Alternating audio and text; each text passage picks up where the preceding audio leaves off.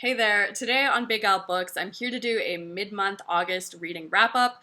Part of me really didn't want to make this video because I've been kind of living in denial, like the month of August is never gonna end and summer's gonna last forever and I'm never gonna have to go back to work. So making this video is a harsh reality check because I have to acknowledge that the month of August is more than halfway over. So while that is kind of hitting me pretty hard right now, at least I'm comforted by the fact that my summer reading has been going really well so far, and I've got some good books to talk about today. As per usual, I've got a pretty random stack of books to talk about today.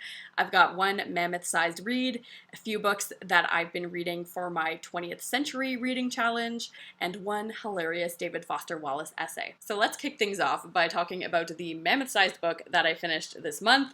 This is the aptly named The End by Karl Knausgaard. This is book 6 in his monumental My Struggles series, and this was translated from the Norwegian by Martin Aitken and Don Bartlett. So if you're unfamiliar with the My Struggle series, basically this is a project where a gloomy Norwegian man looks back over his entire life. He shares a lot of his memories, and then he also connects them to his life in the present, where he's this ambitious writer that is struggling to make sense of his existence, his society, his family, everything like that. And these books were extremely popular when they were published in Norway, but they were also highly controversial because Knausgaard writes about his life in this unflinchingly direct style that it can feel very strange because we're not used to seeing so much of a person's private thoughts and emotions on the page. That's what makes this such a strange and kind of addictive reading experience. He's someone who puts so many of his fears, insecurities, and great shameful moments of his life on the page. He is someone who writes about the boredom that he feels, the frustration that he feels with the world around him, and especially the people that he loves. So he is writing pretty candidly about the times when his children drive him crazy with their behavior, when his wife gets on his nerves, and with his family as well, and how his dysfunctional family has affected him throughout his life. So when the first book in this series dropped in Norway, it was highly controversial because many of Knausgaard's family members were not happy with the way that he was airing their family's dirty laundry out to the public. And that's what Knausgaard is really exploring in book 6, are the real consequences that can happen when you write about your life in this kind of direct and honest style, because you have to hurt a lot of people in order to do that, and he's kind of weighing it out. Is it worth it to do that?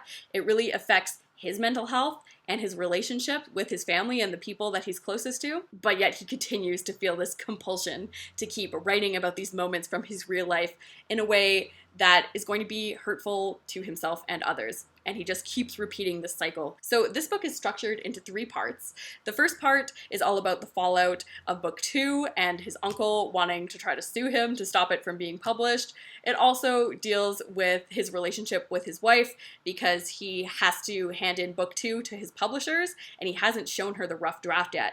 And book 2 is largely about their relationship, and let's just say it's not the most lovey-dovey romantic book in the world, so he is freaking out about how she's going to handle his portrayal of her in this book. And then the narrative grinds to this complete halt when you hit part 2, because part 2 is this 450-page essay about Hitler and the Holocaust. So instead of being this autobiographical content like we're used to in the series, we are smacked with this super self-indulgent essay that gets into history and philosophy and literary criticism. Like there's actually like a 50-page poetry analysis at the start of this. So part of me can't excuse how self-indulgent this section was. Like it really does not need to be this long. But on the other hand, I also feel like after finishing this section, I understand what Knausgaard is trying to do with the My Struggle project in a way that makes me appreciate it. It's more than just a guy obsessing about his life, but it's a guy who is really trying to write about society in a way that's unfamiliar. And by connecting that to the study of Nazi Germany, you kind of realize why it's important to be thinking about your own society and the norms and what that can all lead to. So I do have mixed feelings about this essay since it was unnecessarily long and quite tedious to get through, but I do also understand why it was necessary to this project and to place it into a larger context.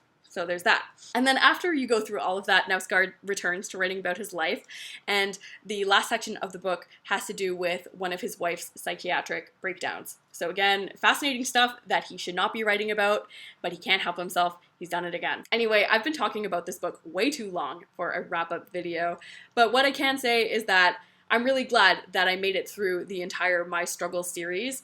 It wasn't pleasurable the whole time. You know, there were slow spots, lots of dry and dull moments, but in the end, it was a really rewarding reading experience that has really got me thinking about life and my society in a cool kind of way. So I'm very glad that I struggled through My Struggle, and even though the end itself is a flawed book, I still thought that it was a very strong finish to this ambitious series. Next up, I read Wendys Revenge by Walter Scott.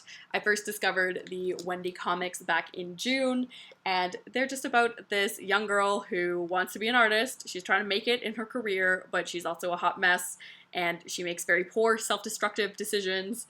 And while that sounds like kind of sad and depressing subject matter, these comics are also really funny. My favorite thing about these comics are just the weird, cartoonish faces that the characters make. They're just always flipping off with their emotions and making these weird faces, so I find that very funny.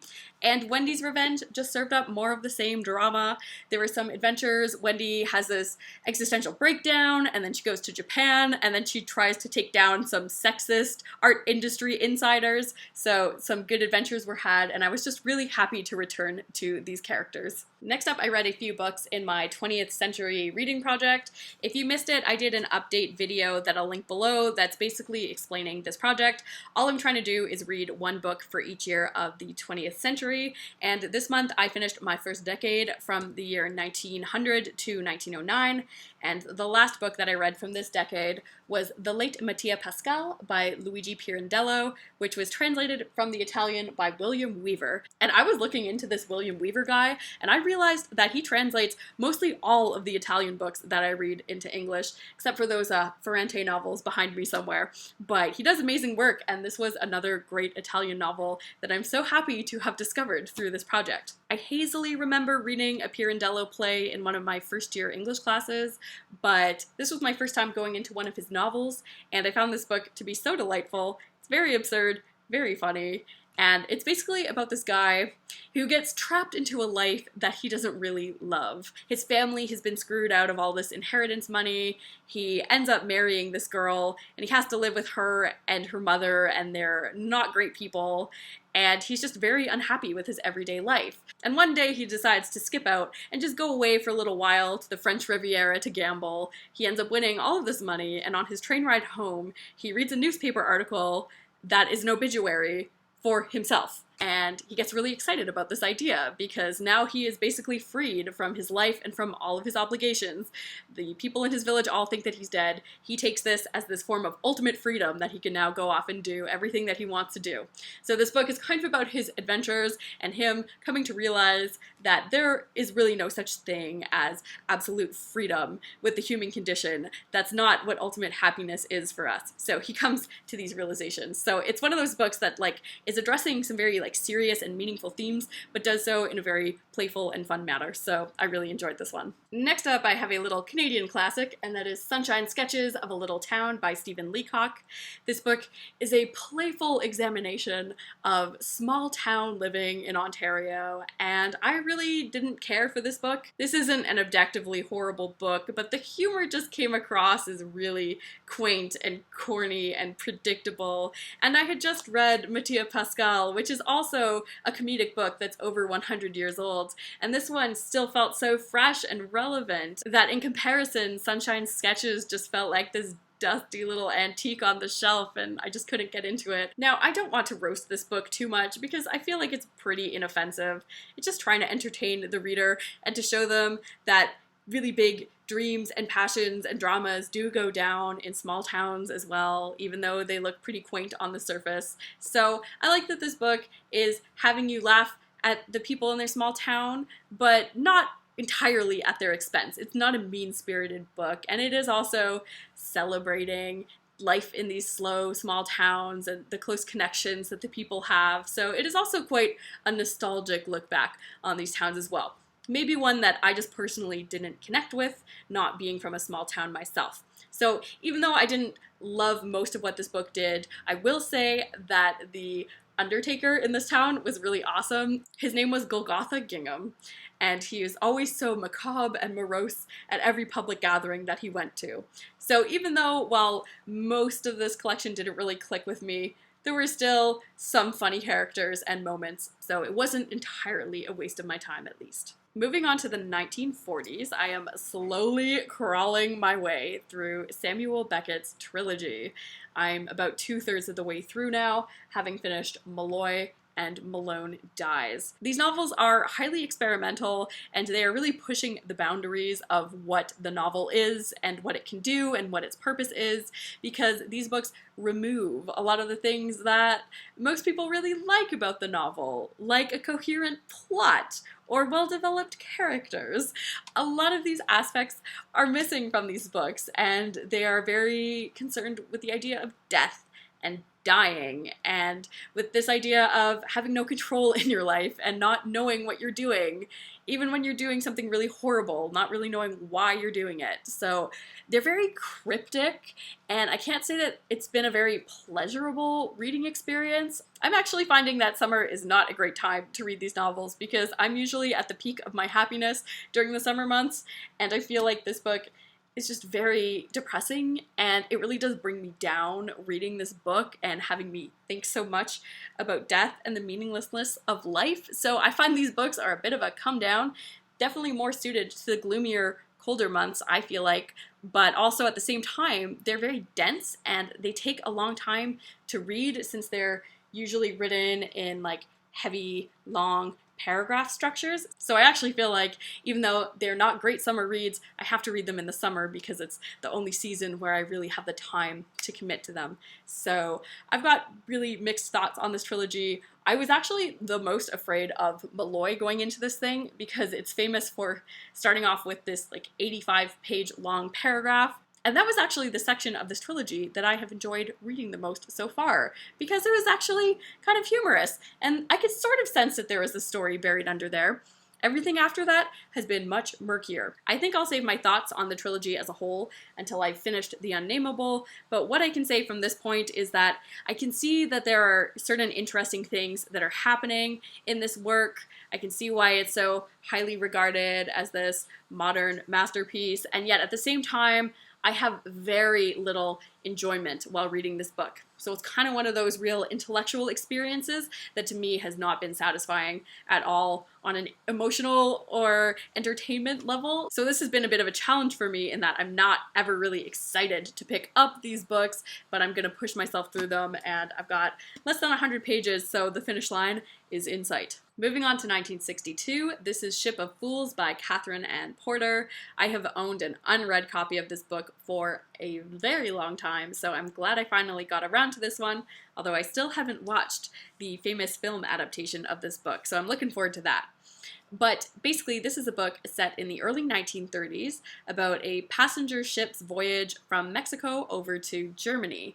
And while most of the time this novel is comedic and kind of lighter in tone, it's making fun of the antics of the passengers on this cruise, their selfish behavior, the weird relationships that they form with one another, and things like that. But there is definitely this dark specter looming over the comical farce of this novel and making it feel much heavier. Since this novel was written after World War II, it does seem to be looking back on those years that were leading up to the war and what German culture and societal norms were like at that time, so you can understand how Nazism really took off in the country. Many of the German characters have this prejudiced way of thinking that is so over the top that it should be ridiculous and comedic, but it's just not, because you know exactly what happened in that country. So in some ways, this is an interesting examination of that time period, and yet I couldn't help but feel that it was a bit of a shallow portrayal of that time period as well. So there is one character on this cruise ship who is Jewish himself, and unfortunately it was a very one-noted portrayal, so I felt like that was a real missed opportunity with this book, because it would be very interesting to go into the mind of this Jewish character and to learn about his fears and anxiety of living in Germany at this time. But instead, Porter makes this Jewish character kind of overly hostile. He comes across as quite unfriendly and rather repulsive to the other characters on the ship, and anytime that the reader is granted access to his thoughts, they're just always so negative, and he has so much hatred towards anyone who is not Jewish. So instead of creating a rich, well-rounded character, this Jewish character was just kind of defined and limited by his hatred, which I thought was kind of a tasteless move. I also feel like that critique could apply towards the Spanish and Mexican characters aboard this ship, because their portrayal was also quite stereotypical. Unfortunately, Porter really only spends time developing the American and German characters on board the ship, where the reader is granted access to their thoughts and their memories and their opinions so that they become these more rounded characters. You don't really get that same insight into many of the characters of color on board this ship, and they just remain rather one note, and you only see them through the eyes of these German and American characters. And unfortunately, that representation just isn't great most of the time, where these characters of color are being depicted as very overly sexualized, or they have these criminal impulses where they're pimps and prostitutes and they're robbing everyone on the ship, or the people who are political activists are just very rowdy